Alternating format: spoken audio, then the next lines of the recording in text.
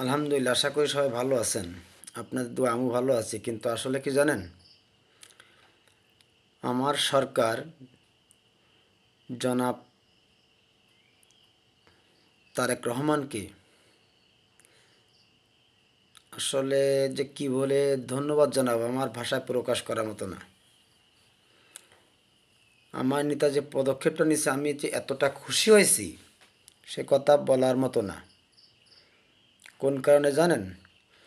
দেশে যে পরিমাণে মাদক এবং জুয়া যে পরিমাণে বেড়ে গেছে তা আসলে তুলনার বাইরে।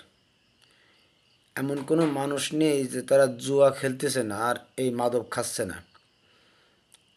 এই কারণে দেশে চুরি ডাকাতি হত্যা রাহাজানি অনেক কিছু বেড়ে গেছে।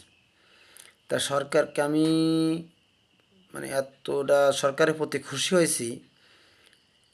আমার সরকার যে পদক্ষেপ নিছে তা আসলে আমি আমার সরকারের প্রতি আমি অসংখ্য মানে অনেক অনেক খুশি। কারণ একটা জিনিস দেখেন, দেশে এইরকম ছিল না।